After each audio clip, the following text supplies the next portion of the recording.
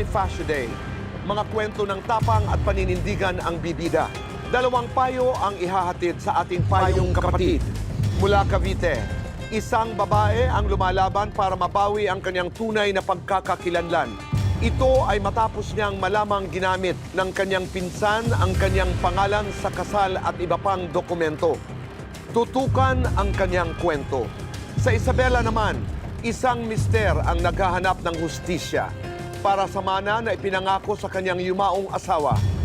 May bahagi ba sila sa lupang ibinenta ng biyenan? Yan ang haharapin ni Mang Mauricio.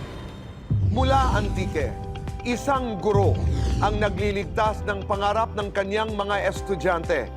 Sa sariling gasto sa tiyaga, itinataguyod ni Teacher Army ang football team ng kanilang paaralan. Yan ang ating kwentong salamat. Mula Batangas City, isang jeepney driver ang inspirasyon ng buong komunidad. Si Adonis Endrinal ay patuloy na nagbibigay ng libreng sakay, tubig at kabutihan sa kanyang mga pasahero. Yan ang tampok sa CIA, Cayetano Inspiring Accounts. Lahat ng ito ngayong gabi sa Cayetano in Action with Boy Abunda. Magandang gabi, Luzon, Visayas, Mindanao at buong mundo. Welcome to Cayetano in Action with Boy Abunda.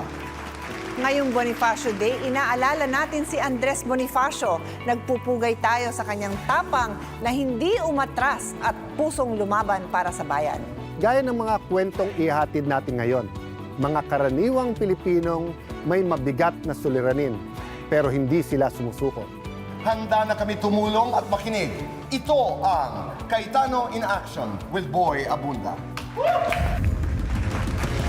Maraming salamat po sa Cayetano in Action with Boy Abunda dahil sa tulong po nila napag-ayos po ang problema namin mga pamilya.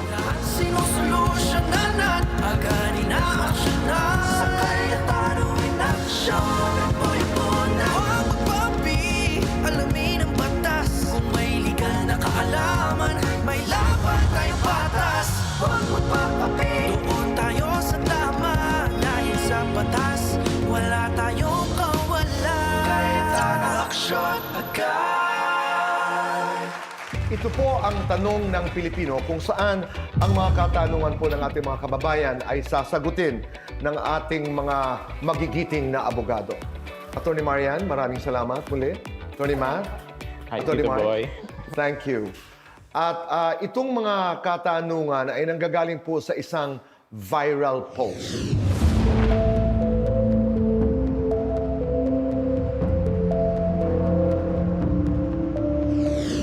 Narito po ang unang katanungan.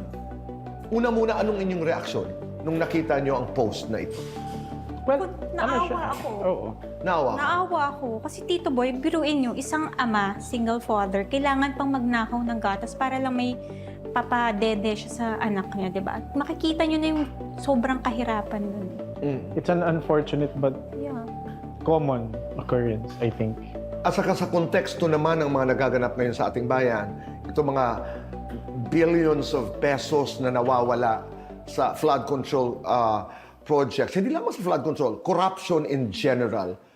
Ano yung inyong punto de vista, Atty. Maria? Yun nga Tito Boy. Biruin nyo, parang, iyon isang latang gatas lang. Yung iba nga parang delata para lang may makain sila. Huli agad, Tito Boy. At pwede nilang ikulong. Pero itong mga politiko na nangulimbat, 'di ba? O nakaw ng ating kaban ng bayan. Walang nangyayari Ilang yung ICI natin, 'di ba? Ilang buwan nang nag-iimbestiga, wala pa rin nakakasuhan, Tito Boy. Wala pa rin nakukulong. To think na billions pa yung nanakaw. Okay. Narito po ang katanungan. Kung nagnakaw dahil sa matinding pangangailangan, ibig sabihin, I think what's being highlighted here ay yung dahilan kung bakit siya nagnakaw. Maaari bang hindi na siya kasuhan o maparasahan? Lagi nating sinasabi dito sa show, jura lex sed lex. The law may be harsh, but it is still the law. So, pwede pa rin siyang kasuhan. Hindi po kasi naka-enumerate sa ating criminal laws na isa sa exempting circumstances para mapawalang sala po yung criminal liability ng isang tao ang kadahilanan na may matindi siyang pangangailangan. So, meaning kahit po sobrang hirap na siya, hindi pa rin po siya exempted sa criminal liability para makapagnakaw siya, 'di ba? Pwede siguro pumasok siya as mitigating circumstance or mapababa po yung kanyang penalty. Pero exempt po sa criminal liability, hindi po kasi siya nakasulat sa ating batas. Siguro dagdag din po, no? Sa criminal law, kailangan i-distinguish din natin yung intent versus motivation. Ang mahalaga po sa batas, yung intent. Intention mo naman talagang magnakaw kasi kailangan mo yung gatas. Pero the motivation behind your intent to steal, yun hindi na po yun kinoconsider ng batas, no matter how justified it may be. Kaya, yun nga, kahit harsh ang batas, kailangan talagang sunod. That's a very good point. Kasi ngayon ko lang nakita yan from that perspective na ang motivation ay, ang intent ay magnakaw, motivation, gutom ang anak ko. So walang weight na ibinibigay doon sa motivation. Yung intensyon ang tinitingnan. Narito ang pangalawang katanungan. Ano ang pagkakaiba ng petty theft at qualified theft? Okay. Ito hindi ko alam to. I would say simple theft versus qualified theft. Yung petty, yung simple. Yeah. What makes thievery simple? Simple theft. Siya yung pinaka-basic form. It's taking the personal property of another with intent to gain and without violence, intimidation, or force. Ano yung qualified? Yung qualified, this simply means yung mga... Same lang siya ang definition ng theft, except that it is committed by a domestic servant or with grave abuse of confidence or yung medyo obscure na or obsolete na ngayon na kapag cattle, fish, or coconuts yung ninakaw. Kasi we have to understand that yung revised penal code natin, 1930s pa ito ginawa. So at that time, iba yung economic value ng large cattle, ng coconuts, and then ng fish. And then we have to consider rin na sobrang vulnerable nito kasi, di ba, like yung mga cattle, iniiwan lang naman yan sa isang place. Wala namang bantay yan. Coconut, yung plantation, wala rin naman masyadong bantay that time. So madaling nakawin yung access. So parang in-elevate nila ito to qualified theft, which merits a higher penalty. Okay. Ang ating next na tanong ng Pilipino ay kung binayaran ng pulis na in this case binayaran nga ang ninakaw, itinuturing pa rin bang may krimen na nangyari? Ang sagot po ay yes. While commendable po yung ginawa ng pulis na binayaran na, so wala nang damage doon sa ninakawan, pero under the law, meron pa ring krimen na nakomit. For example, yung theft po, once you take someone else's property without his consent, consummated na. So, pwede ka nang kasuhan. Kahit ibalik mo, kahit bayaran mo, or someone else pays for it, may krimeng nangyari. Hindi na siya nakulong pero nag-commit pa rin siya ng crime. Yes, opo. Hindi na lang po itinuloy yung kaso. Ayun. Kaya wala siyang... Paano ang record nun? Wala po. As if Walang wala pong mapapasok. Well, if nangyari. nothing happened, Yes. because a good Samaritan, ito nga Stepped yung sa labas ng batas na yung awa, yung Yes. compassion, naunawaan ng colonel na kawawa naman yung tatay. So maraming salamat mga attorneys sa pagsagot sa ating tanong ng Pilipino. Kaya dito po sa tanong ng Pilipino ay sinasagot po natin yung mga tanong na legal, ika nga, na minsan ay ikinabibigla ho natin dahil iba yung ating akala doon sa mga kasagutang tama. Maraming salamat po sa inyong mga katanungan at magkikita-kita tayo muli kasama ang ating mga abogado dito lamang po sa Tanong ng Pilipino. Hirap isipin na pati ang sariling pagkatao mo pwedeng maagaw ng ibang tao. Yan ang nangyari kay Rosalina, identity theft.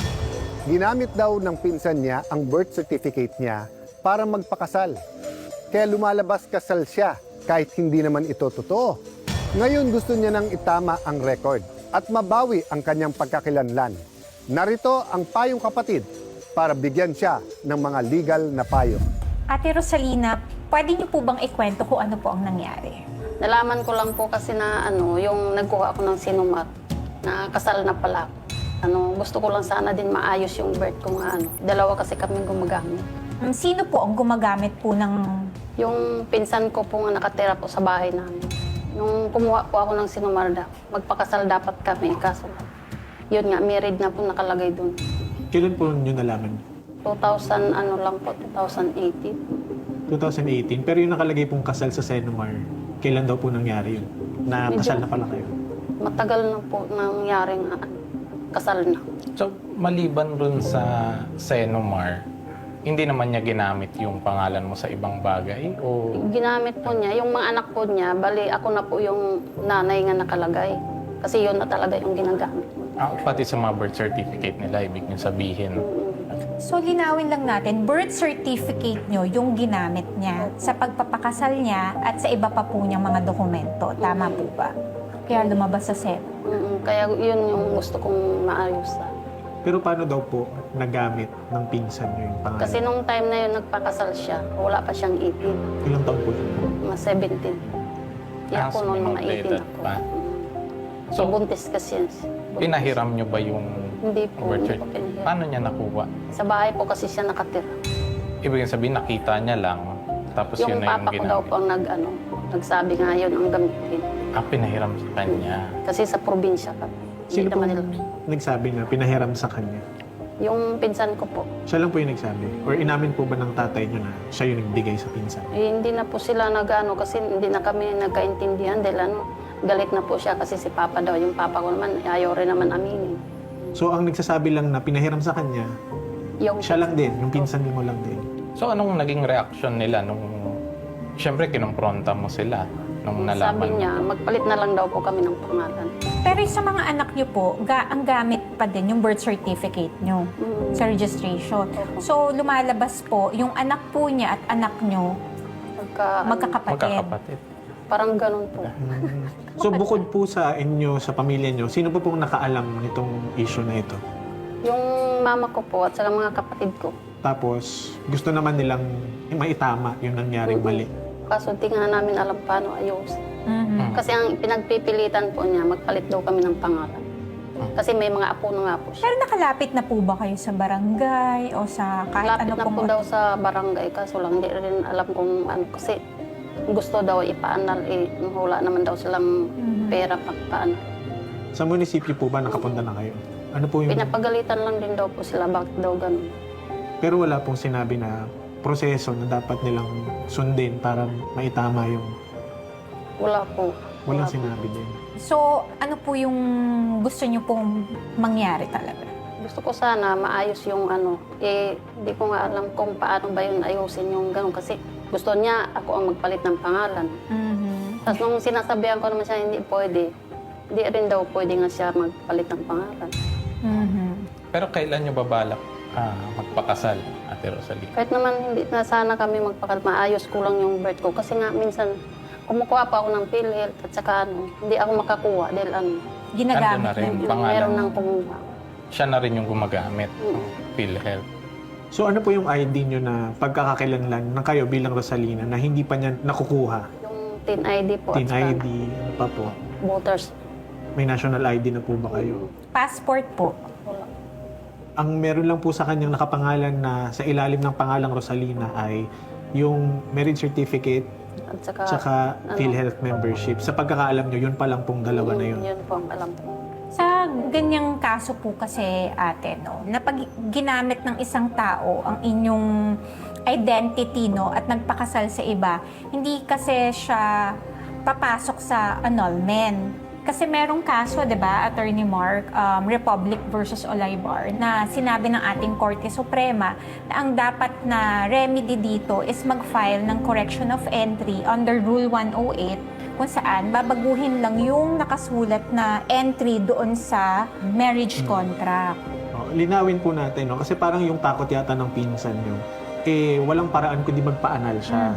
So pwede po kasi nating sabihin na hindi kailangang magpa-anal kasi ang nakalagay doon, mali talaga. Walang nangyaring kasal. Walang celebration of marriage talaga. Walang ceremony. Non-existent kasi siya. Fictitious talaga siya, non-existent. Mas madali po, yung i-correct mo lang yung entry sa civil registrar. In fact, meron po kasing isang kaso na sinasabi niya nga na umabot hanggang Supreme Court kasi yung nangyari sa inyo, nangyari doon sa tao na yun na may isang Pilipina, nung kumuha ng Senomar, nalaman niya kasal na pala siya sa isang Koreano.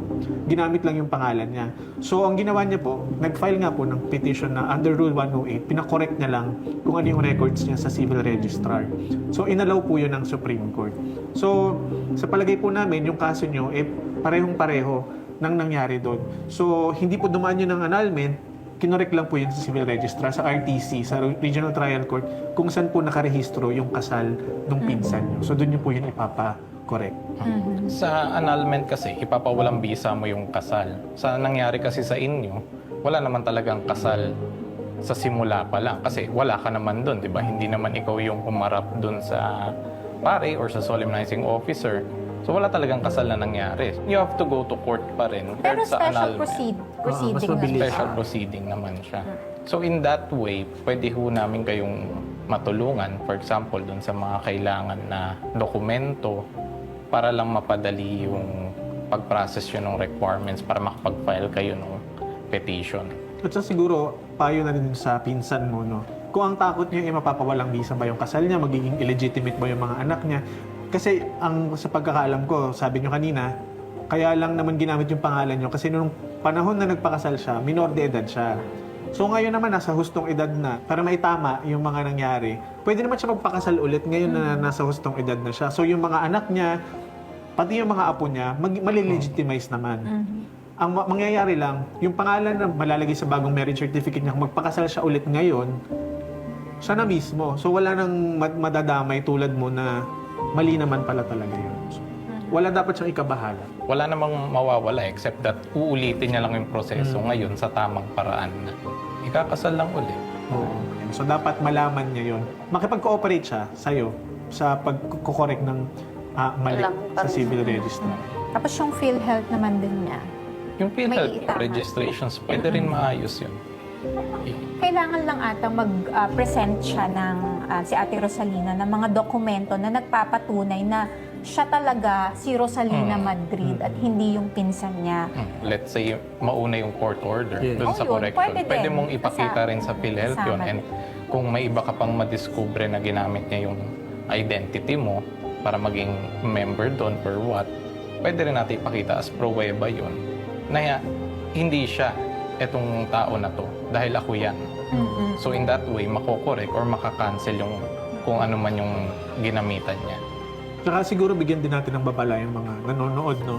Na mali po ang ganitong klaseng gawain. Kasi baka naniniwala siguro tayo na baka wala namang masama, na pahiram lang naman yan. Marami pong consequences yung pagpapagamit ng isang birth certificate. Yun yung pinaka-foundational civil document kasi natin, di ba? Yan yung pagkakakilanlan natin. So kapag ginamit mo na yan, pinagamit mo sa iba, lahat ng mga susunod na dokumento, may iba na din. Di ba? So ano yung mga liabilities ba ng mga Pwede siya makasuhan di ba? ng kriminal, di ba? Oo, Pwedeng falsification of public documents.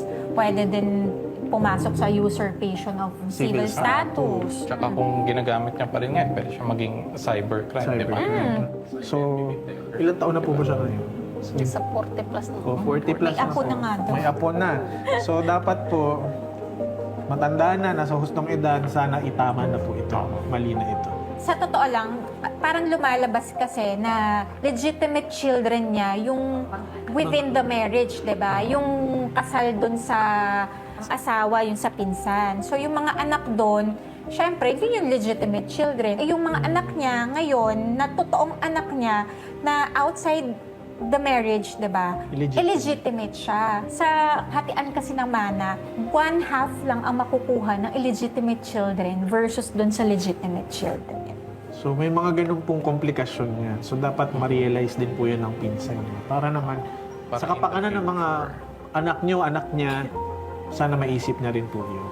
So, una, papakorek po natin sa civil registrar sa pamamagitan ng Rule 108 petition.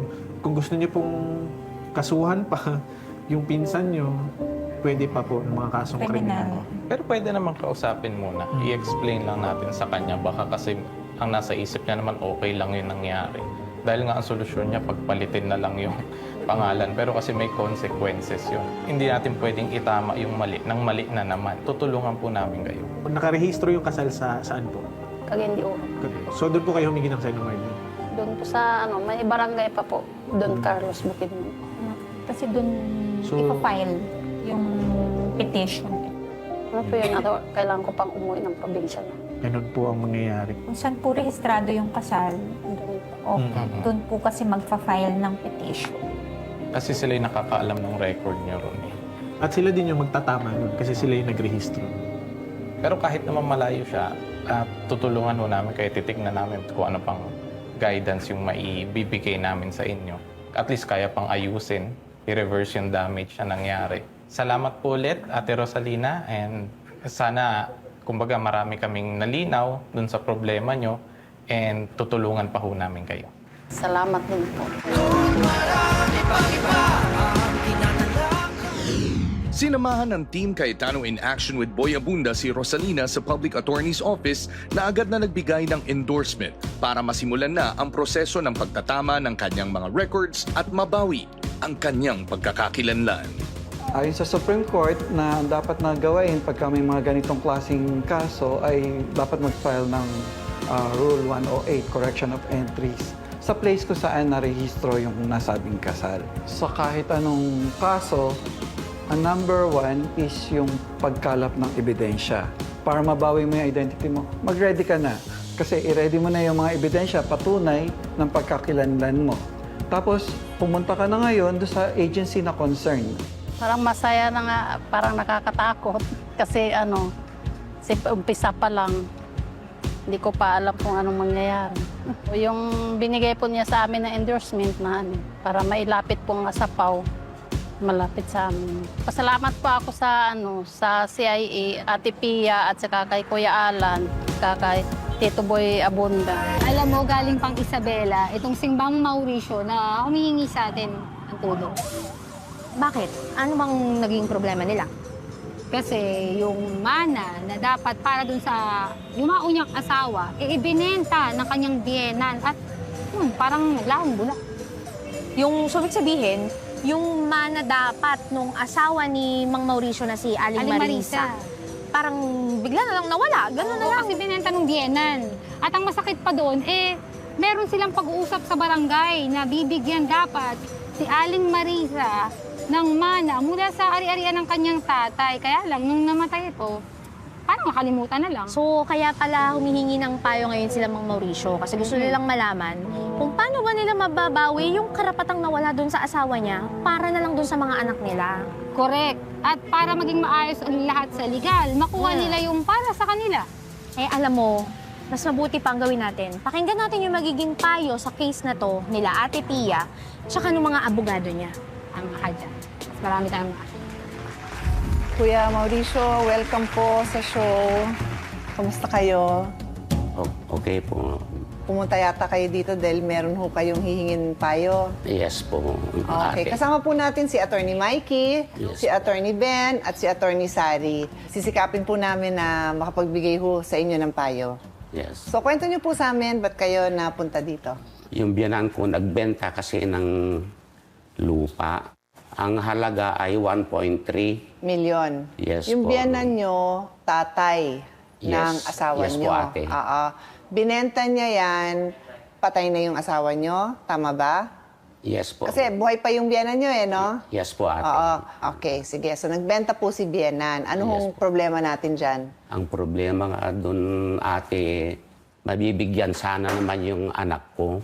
Ang habol nyo is, kung anong habol ng anak nyo. Yes yun ang po. tanong mo. Yes po. Ang biyanan nyo, ano nga ho pangalan niya?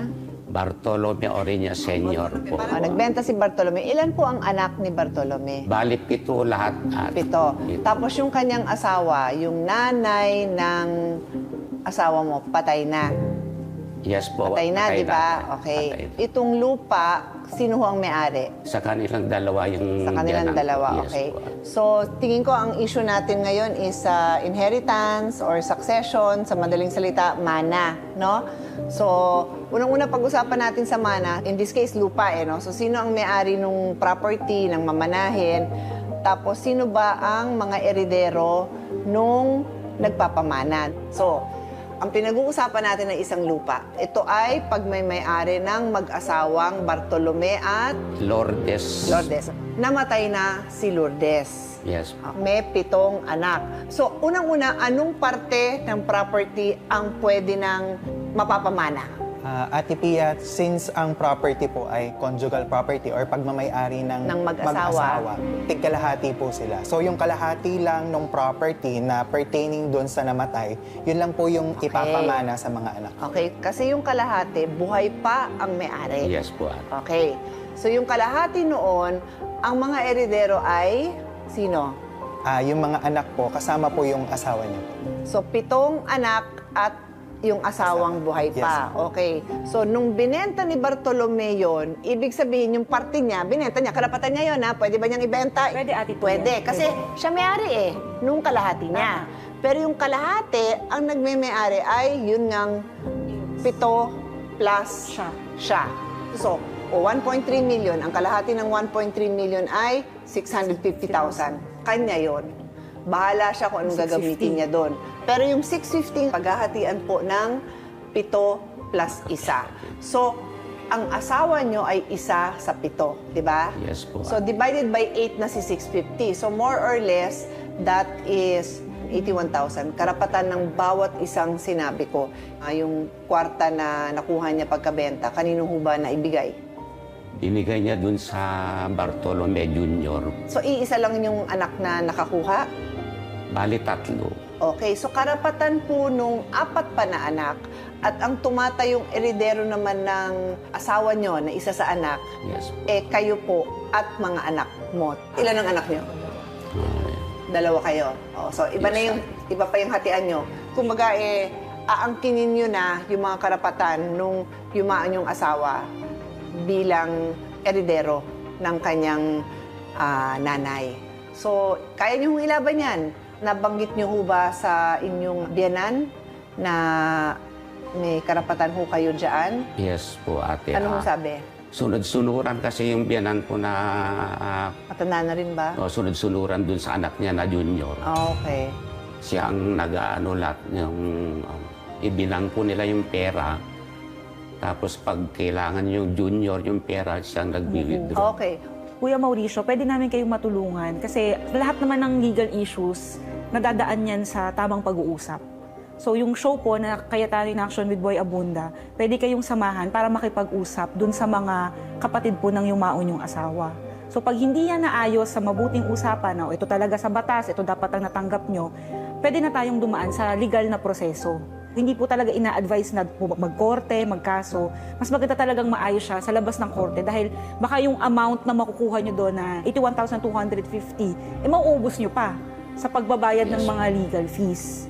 Pero kapag hindi pa rin sila pumayag, pwede tayong magsulat ng demand letter. So sa ganung paraan, tingnan natin kung paano ito maaayos na hindi nyo na kailangan pumunta pa sa korte para korte pa magsabi sa inyo na o bigay mo yung share niya dito para maiwasan na po iyon. Yes po, attorney. May naibanggit ho na humarap ho kayo sa barangay. Yes Tama po. ho ba? Yes po. At may kasulatan kayo. Meron po. Patingin ho ng kasulatan. Ito naman ay binabanggit ko lang for the further education of our viewers. Ilocano kasi pagkasurat Hindi, dito. okay lang. Papakita ko lang naman. Ang nakikita kong pirma dito is 1, 2, 3, 4, 5. So 5 ang pumirma. Tama ba? Kulang, PSC. O, hindi nga. Kulang nga. Pero yung asawa niyo, di ba siya si Marisa? Marisa po. Oo. At nakapirma ba siya? Nakapirma pa siya, no? Nakapirma. Kasi buhay pa siya nito 2022, no?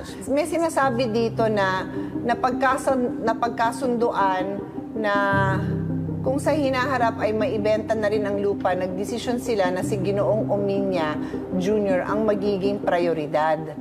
So, ito yung anak na sinasabi Yes po, niyo, yung no? teacher Bartolome Jr. magiging prioridad. Mahirap sabihin na legal yan kasi, okay, pumirma ho dyan si senior, di ba? Si tatay. Yes. Pero katulad ng sinabi ko, yung kalahatinan ang nagme-may-ari, si nanay na patay na, dapat yon napaghatian ng 7 magkapatid plus si tatay. So, hindi pwedeng pagkasunduan ng 5 yung kalahating yan kasi sabi ng batas, yung kalahating yan, ito ang magmamana. 7, kasama na doon ang asawa nyo sa 7.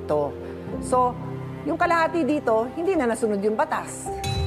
Papayag pa ako, ilalaban ko pa yan kung sasabihin na, alam namin, ito karapatan namin, wini-waive namin. Wine-wave namin yung hindi namin ilalaban yan dahil payag kami na siya. Medyo baka ano pa yun kasi ibig sabihin tinanggap nyo na ito na yung mana nyo, ngayon kusan yung ibinibigay. Donate. So yung half yan hindi na nga talaga valid. Tapos yung kalahati, Yung kalahating pinangahawakan ni tatay, nasa kanya, yun ang tinatawag na undivided share niya dun sa kabuuan ng lupa. Undivided share, ibig sabihin, hindi kasi natin napipinpoint pa kung itong part na to kanan, iyo yan, kaliwa, hindi. So ang nangyari ay naging co-owners po si tatay at yung kanyang mga anak dun sa kabuuang lupa. Pero kagaya po ng sinabi ni Ate Pia, yung kalahati po doon, automatic kay tatay. kanya Yung lang. 650,000, kanya yun. Pero yung 650,000 na dapat pinamigay na sa lahat ng magkakapatid, plus may konting share pa doon si tatay, yun yung dapat naging object po or naging parte ng kasunduan dito sa barangay. Pero as to the share po nung tatay dahil buhay pa siya, yun talaga kanya na talaga yun. Hindi yun pwedeng pagkasunduan dito na, pag nabenta, buhay pa si tatay, paghatian natin yung lahat. Yun, hindi po pwede yun.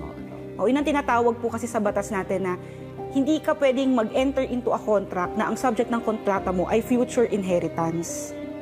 Pero, talaga sinabi natin, Pia, co-owners na sila dun sa parte nung kay nanay. Yun dapat ang naibigay na sa kanila at yun dapat ang napagkasunduan dito sa barangay settlement.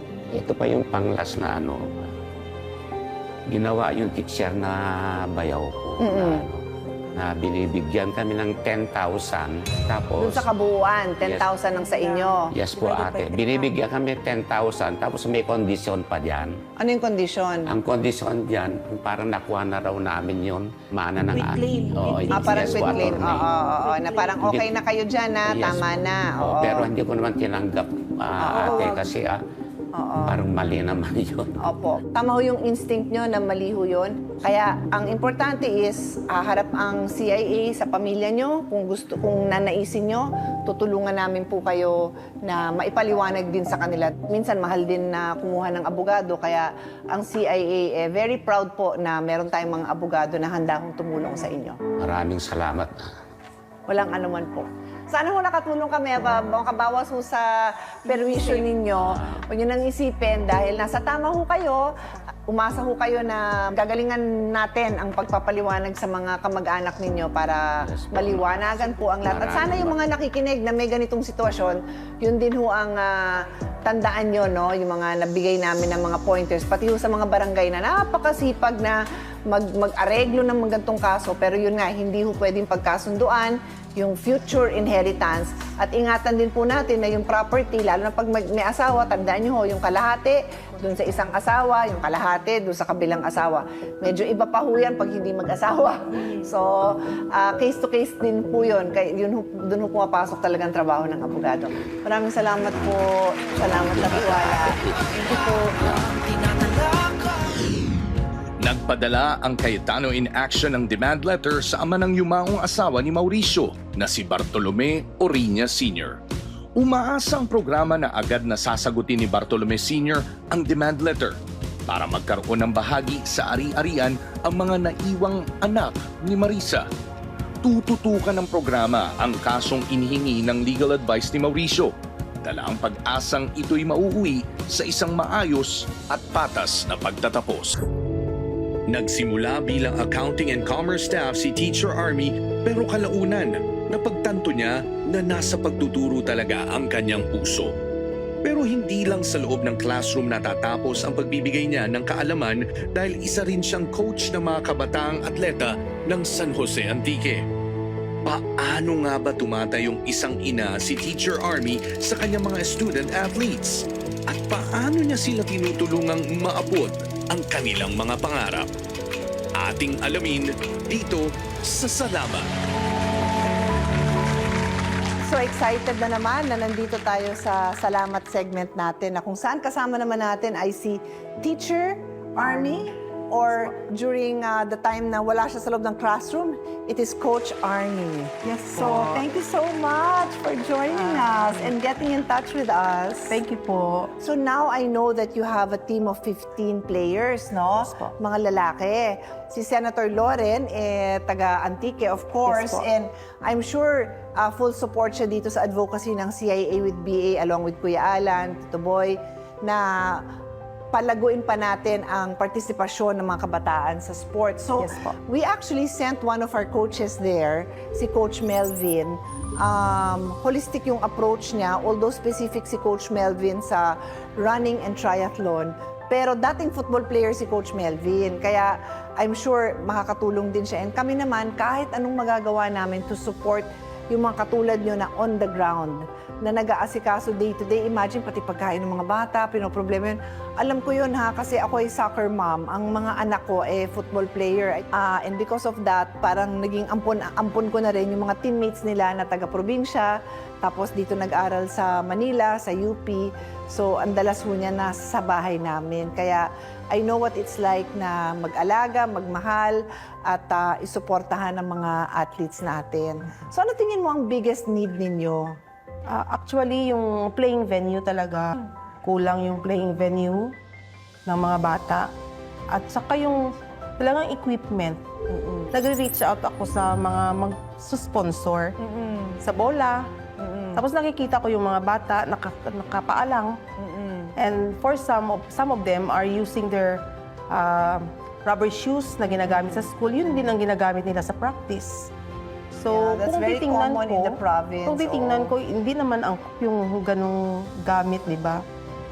So, because nakita ko naman yung mga bata eager na maglaro ng football. So, sabi ko nga, bakit hindi ko sila tutulungan? So, sabi ko sa alumni coach namin, meron kasi kaming alumni coach doon na andyan yung enthusiasm nung person na to, na yung tinatawag si 20 Arsaga, yung pangalan niya. So siya talaga yung every afternoon, siya yung nag-help sa mga bata. Kasi meron pa akong klase, hindi ako pwedeng lumabas ng classroom. Until tapos na, oo. And after the class, hindi pa kami pwedeng, yung mga bata hindi pwedeng mag-training pag wala ang coach. Bakit? So ang hirap, yun kasi yung patakaran ng school. Siguro yan pwede natin i-review kasi hindi naman napaka-peligroso naman nung sport nila. So, hindi naman kailangan siguro na may nakabantay doon. Hindi naman to parang umaakyat ng pader o tumatalon sa dagat na kailangan may Kasi sa ibang bansa na nakita kong lumago ang sport, katulad ng football, laro mga bata sa sa kalye, sa kung saang safe. Basta safe yung lugar. Diba? So, siguro pa-review natin yan sa DepEd din yung policy. Madali naman natin matawagan si Secretary Sani Angara. I'm sure nagmamalasakit lang ang school. Tama po. So, meron kaming konting gift para sa'yo. This is to help the advocacy. Pero rest assured, this is just the beginning.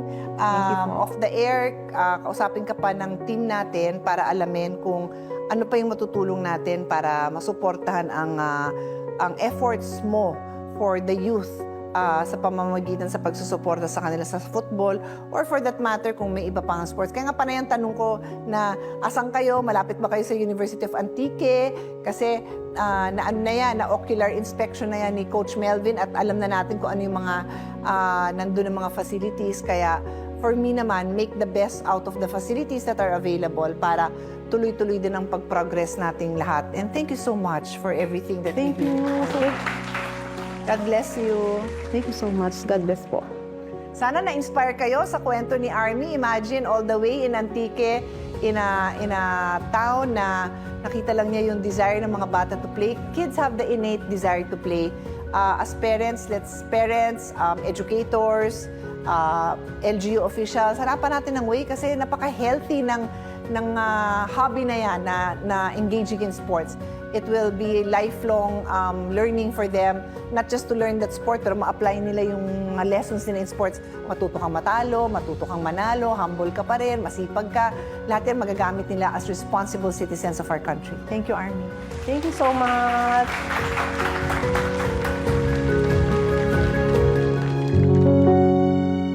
Cayetano in Action with Boy Abunda would like to thank RLI Furniture, JC Organic Barley, Live Healthy, Choose Good Life, Ocha Milk Tea, Siomai King, ang hari ng siomai, 7, located at B6 Bonifacio High Street, Taguig, and Seymada from La Luna Cafe. Come home to a delicious tradition. We're located at 103 ML Quezon Avenue, Hagonoy, Taguig. Sa biyahe ng buhay, iba't ibang tao ang ating mga kasalumuha. May mga sari-saring kwento, pinanggalingan, at mga laban sa buhay. May kanya-kanya man tayong pinagdaraanan, may mga tao pa rin hindi nakakalimot na magpamalas ng kabutihan sa iba. Ito ang kwento ni Tatay Adonis Endrinal, isang jeepney driver na hindi lang umiikot ang buhay sa pagmamaneho, pero sa kung paano rin niya mapapasaya ang kanyang mga pasahero. Ating alamin ang kwento ng kanyang buhay dito sa Cayetano Inspiring Accounts. Maraming salamat, Adonis, sa iyong pagdaan sa amin dito sa Cayetano in Action. Maraming salamat din po sa inyo sa pag-invite niyo po sa akin. Cayetano Inspiring Stories. Kami talaga'y naghahanap, hinahalughug namin minsan ang mga lugar dahil naniniwala kami na napakaraming inspiring stories ang ating mga kababayan. Pero dito nating umpisahan, sino ang nagpalayo sa iyo ng Adonis? Ang nagpalayo talaga po sa akin ay ang mother ko. Adonis, kasi po nung bata po ako, ay iniisip po ng mother ko noon na ano kaya magandang ipangalan. Kasi 2 years po talaga ako, iniwan na po ako ng father ko. Merong panahon sa iyong buhay, Adonis, na napunta ka sa pagsusugal. Doon nga natin umpisahan. Kasi po nung una po talaga, ang bisyo ko talaga po noon ay nagsusugal po ako. Pero hindi naman po ako lulong sa sugal. Minsan po ako po ay nagkakasino, pero sa loob po ng isang buwan lang yun. Minsan lang po ako po ay nataya sa wedding, nagsasabong. Kaya po naisipan ko po noon na hindi maganda pala ang pagsusugal. Kasi naisip po lagi pong talo. Yung kinikita ko minsan sa jeepney driver, napupunta sa halip na sa pampamilya, ay napupunta pa sa bisyo ko. Kaya iniisip ko po na alisin ko na yung bisyo ko ng sugal at itulong ko na lang sa aking pagiging isang jeepney driver. Okay. So, noong panahon na yon, nagmamaneho ka na ng jeep. Nagpisa po ako na pagmamaneho po ng jeep ay 2012. Pero bumili po ako ng sasakyan ay 2001. Okay. Dahil ikay nag-OFW rin, hindi ba? Naging seaman po ako noon, seaman po. Ang ipon mo doon ay nagamit mo pambili? Noong 2001 po, bali bumili po ako ng jeep, tinulungan po ako ng mother ko na pambili po. Unang sakay ko po ng barko noon na ang nag-joke po sa akin noon yung aking tiyuhin na sabi, huwag mong bibili ng private at hindi kami papayag. Ang bilhin mo yung jeep, papayag kami kasi nakakatulong sa iyo. Ay noon pong tama nga pala po sinabi ng tiyuhin ko, ang na-advise na ang bilhin mo yung jeep. Pag naman po ako'y bakasyon, sa pagiging sima, nag-extra po ako ng pagdadrive. Nung jeep na inyong napagtulungang bilhin? Yes po, yes po. Pero napakaganda siguro ng iyong relasyon sa iyong ina. Yes po, mahal na mahal po ako ng mother ko. Kwento mo nga. Dahil po kasi po, nung mother ko po ay nung malakas pa po siya, talagang tinutulungan po niya ako kung anong problema ko, kung anong mga pangangailangan ko. Binibigay po ng mother ko sa akin. Anong hanap buhay ng nanay? Teacher po. Retired teacher. Ano yung pinakamagandang leksyon na iyong natutunan sa iyong ina? Ang pinakamagandang leksyon na natutunan ko sa aking po magulang ay talagang ako po pinasasaya po niya na nung ako po nag-aaral na nagagalit po sa akin ng magulang ko dahil yung aking pong konting baon pa nung po ako'y college pa na pinagsusugal ko pa yun eh. Opo, kahit may 250 pesos po ang baon ko doon isang linggo. Minsan po wala na akong matitira. Yung pong usap pa po noon ng madyong. Noong pong college talaga po ako noon. So nag-umpisa yung iyong pagsusugal, hindi man lulon, pero yung fascination mo, ika nga, doon sa pagsusugal ay nag-umpisa, nasa school ka pa. Nasa school. Ano ito? Sino ang nag-influence sa'yo doon? Mga kaibigan, nakikita mo sa environment mo? Bakit ka napunta doon? At bakit gusto mong manalo ng pera? Wala naman po. Bakit nga po ako nalulong sa mga ganon? Hindi ko po malubos maisip bakit nga po ako nagsusugal. Hindi ko po din maisip bakit ko ginagawa ito. Total, wala naman akong patutunguhan. Talagang napunta ka lamang doon? Napunta lang po ako doon. Hindi dahil sa ginagawa ng mga kaibigan mo, o di kay mga kamag-anak, o di kay kapitbahay, hindi mo na kikita yun? Ikaw lang talaga? Ako lang talaga po. So masasabi mo, dahil marami ang nakikinig sa ating pag-uusap, na pag ikay nagsugal, mas marami ang talo. Correct po kayo. Mas lamang po ang talo. Ano ang payo mo doon sa mga taong, yun ang mindset, di ba? Natalo sa sabo ngayon, babalik ako, sa susunod na linggo at ako'y tataya at mananalo ako. Ang maipayo ko po sa ating mga nagsusugal. Huwag ka nang bumalik dahil talo ka. Huwag na po kayong bumalik at lagi po kayong talo. Ang pinaka-the best po lang ninyo para po kayo manalo ay ang tumigil po kayo ng ating pagsusugal. At yun ang nangyari sa iyong buhay. Yes po. Paano ka nagdesisyon na ayoko na magsugal? Noon pong pandemic po, nauso pa yung online nasabong. Na tumataya po kami mga jeepney driver, ako pa nagdadrive noon. Kung ano kaya ang gawin ko na lang yung aking pinapatalo sa sugal, tulong ko na lang sa aking pagiging jeepney driver. So doon mo naisip na kaysa naman itaya ko, kaysa naman isabong at itong its ko, iibili ko na lamang ng mga bagay na makakatulong sa kapwa. Correct po. Anong una mong binili? Paano mo ginawa? Sa totoo lang po, sir, doon po ako nag-umpisa talaga po, 2017. Nagbigay po ako ng libre sakay sa mga senior citizen, PWD at buntis. Sa loob po ng 2 taon ng pagpapalibre ko pong yun, napansin naman po ako ng aming LGU ng Batangas City, biligan mo po ako nila ng parangal. Pagkatapos po noon, ng 2019, bigla pong na-stop dahil nag-pandemic naman po noon. Pero nung una mong ginawa yon para sa mga buntis, para sa mga PWD, paano mo ginagawa? Ina-announce mo? May placard ka na nagsasabi? Paano mo ipinaalam sa tao na meron kang ganun? Nagpagawa po ako sa computer shop. Ginastusan ko po talaga yun. Nagpapalaminate talaga po ako. Nakalaminate po sa jeep ko, tapos akin po pinapaskill sa jeep. Napakaganda naman. So nag-umpisa yon, hindi ka naman nalugi? Hindi naman po ako nalulugi. Nung panahon pong yun ay medyo maliit pa po ang pamasahe noong 2017 hanggang 2019 Medyo okay pa po ang kita ko noon, kahit kaunti lang po kinikita. Tapos po noong 2024, dyan po ako nag-isip uli ng ano kaya ang magandang uling maitulong sa tao na para mapasaya ko ang mga tao. Doon po ako nag-isip na magbigay ng tubig. Ng free mineral water. At least wala ka talaga pong bayad kahit piso. Libre talaga po yung sarili ko pong bulsa noon. Nung Mother's Day, Mother's Day to, magpapasaya ko ng mga tao na bibili ako sa supermarket. Lahat po libre yun. Sarili ko pong bulsa yun, pati mga lahat po talaga nung Mother's Day, nagpasaya pa talaga ako ng tao na todo viral po yung jeep ko noon na sa ganda po ng comment ng mga pasahero sa akin noon.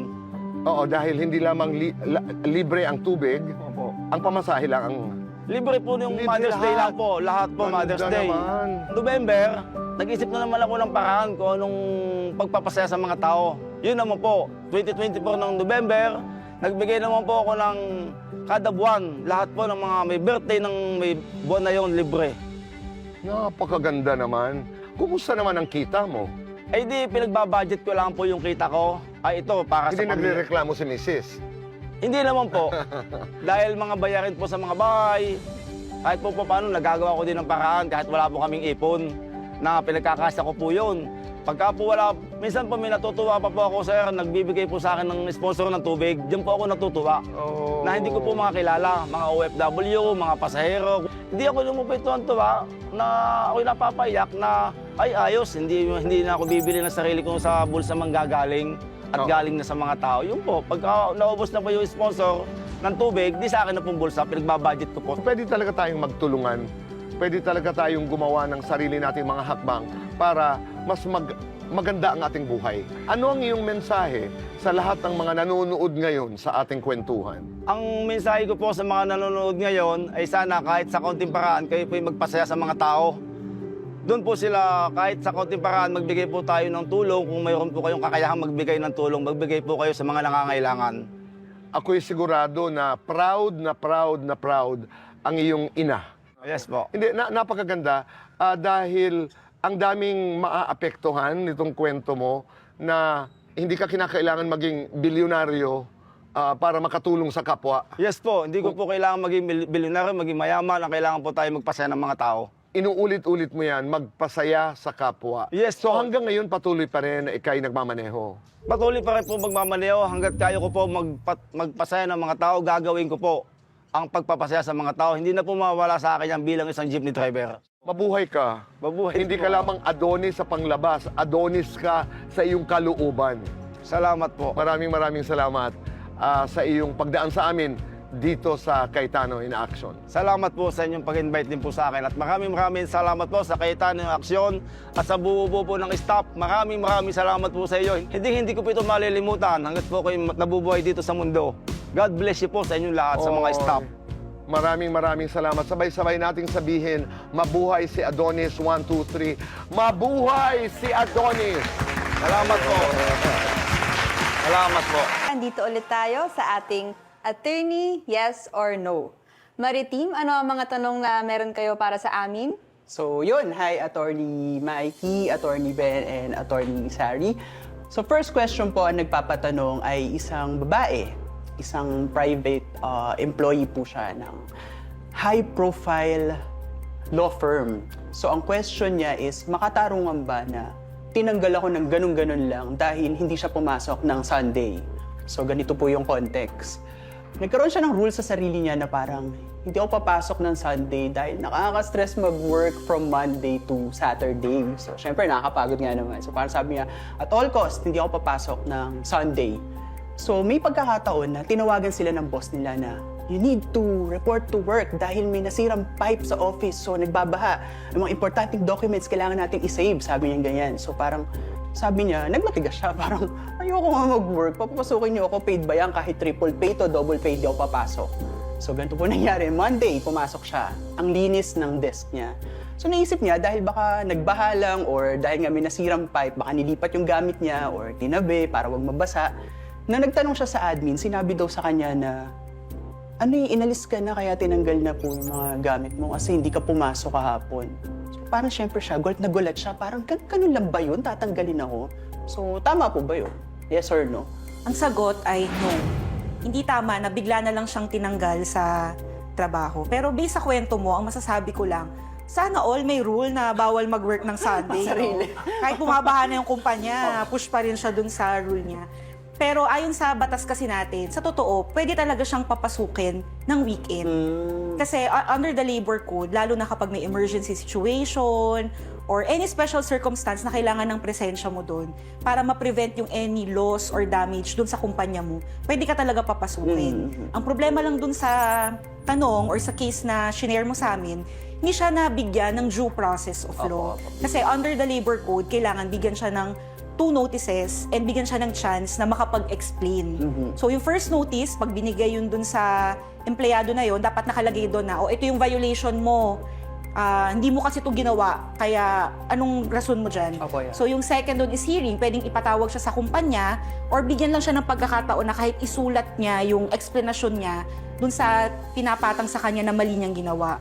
And yung pangalawang notice, dito na nakasaad kung ano bang naging desisyon ng kumpanya. Tatanggalin na ba siya? Isususpend ba siya? So yun, kaya ang sagot dun sa tanong mo ay, no, hindi pwedeng basta ka lang tanggalin. Okay, thank you po. And yung next question, same din. Employee din po siya. Ito naman, medyo bago pa lang sa company. Wala pang 6 months. At ang question niya, kung pwede ko bang i-complain yung boss ko dahil sobra siyang magmando sa akin, I am verbally abuse, parang tama ba to? Bago pa lang ako. So, yun po yung question niya. So, ito naman po yung context nun. Ang dami daw pinapagawa sa kanya. Parang kahit tingin niya, hindi ko na scope tong trabaho to. Bakit inuutos mo sa akin? I didn't sign for this. Sabi niya ganyan. So, parang gusto niya i-complain yung boss niya and sa HR. Pero tama po ba yun na kahit hindi pa naman regular, di ba, pag 6 months po, parang gagawa agad siya ng ganung move? Kung tama yun, kung naisip niya na i-complain agad yung boss niya sa HR. Yes or no? Ang sagot sa iyong katanungan ay yes. So kahit wala pang 6 months yung empleyado at babago pa lang siya sa kumpanya, may karapatan siyang magreklamo sa HR or sa DOLE regional offices or pwede rin sa NLRC kapag nakakaranas siya ng harsh working conditions. Under our labor code, ang employees are entitled to just and humane working conditions. So kapag hindi ito na-provide ng employer, pwedeng magreklamo ang empleyado kahit hindi pa siya nakakaabot ng 6 months. Oh, okay po. Thank you. Ako naman po may katanungan. Attorney, meron po kasi ako nakong tanong. Pinapatanong po nung nanay na may asawang OFW kung pwede daw niyang ireklamo yung asawa niya sa OWA. Kasi ganito po yan. May asawa po siyang tiga-Europe. Ngayon po, kasal po sila, may 3 po silang anak. And then po, nagpapadala po yung lalaki ng 20,000 buwan-buwan. Ngayon, after 2 years, natigil ito kasi nga, sabi ng lalaki, hindi daw siya makaipon. Nalaman nung nanay na may kabit yung asawa niya, kaya pinapatanong niya sa atin kung pwede niya po itong ireklamo sa OWA. Yes or no? So yes, pwede niyang idulog ang kanyang concern sa OWA dahil ang OWA ang ating Overseas Workers Welfare Administration at sila ang inaatasan ng ating batas na pwedeng dulugan ng lahat ng concerns ng ating mga overseas Filipino workers. So lahat ng ating bansa ay mayroong OWA at sila ang primary na pwedeng lapitan ng ating mga OFW dahil nandoon sila sa mismong bansa na iyon. Pero dahil ang kanyang concern ay may kinalaman sa suporta, kinakailangan pa rin niyang mag-file ng kaso dito sa Pilipinas dahil ang support cases ay dapat na dito dinudulog sa ating korte dahil ang OWA ay administrative lamang. So wala silang power bilang korte na magdesisyon o na magpataw ng parusa o magbigay ng mga civil damages o kaya i-impose ang suporta. Thank you po, Attorney Sen. Thank you. At dahil Bonifacio Day ngayon, espesyal ang pagbisita ng team Cayetano in Action with Boy Abunda. Alam nyo ba na ang ama ni Andres Bonifacio ay taga-Taguig? Ngayong gabi, dito tayo magpapasaya. Lilibot ang maritim sa Taguig para maglaro ng Alan Pia Pick at mamimigay ng papremyo. Kaya kapag narinig ang katok, buksan ka agad ang pinto dahil good vibes at regalo ang dala nila. Tara sa Alan Pia Pick, Barangay Sugod Bahay. Mahal kong Pilipinas from Luzon, Visayas at Mindanao. Kuya Alan, Tito Boy, Ate Pia, andito po tayo ngayon sa Barangay Hagonoy, Taguig City. Magbibigay tayo ng papremyo. Magkano ba ibibigay natin, nanay? 5,000 pesos. May kasama regalo sa mga mananalo at sa matatalo ay 3,000 pesos. At may kasama ka pa rin regalo. Kaya huwag na natin patagalin pa, Richard. Let's go! Tara na, tara na, tara na, tara na, tara na, tara na.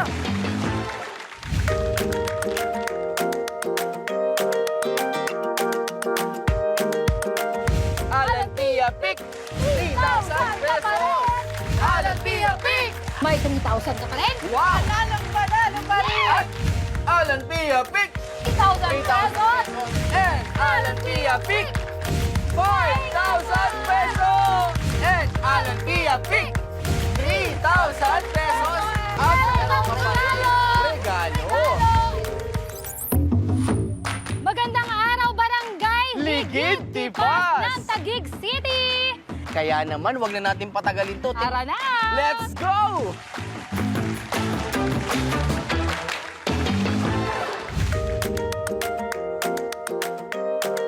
And Alan Pia Pick, 5,000 pesos! And Alan Pia Pick, 5,000 pesos! And Alan Pia Pick, 3,000 pesos. 3,000 Meron pa. regalo!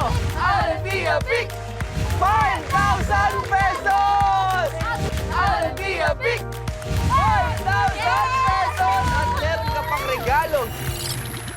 Ang team Cayetano in Action with Boy Abunda ay nagpapasalamat sa Barangay Hagunoy at Ligid Tipas sa siyudad ng Taguig na nagbukas ng kanilang mga pinto at nakipag Alan Pia Pick. Sa atin, ganyan ang mga Pinoy.